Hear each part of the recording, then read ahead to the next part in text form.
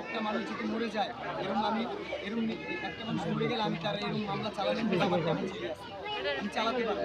আমার কি আছে, আমি সরকারের মাধ্যমে অনেক কেস চালাইছি, এরকম কিছু রাস্তা আমাদের বিশেষ করে আমি ওই অনেক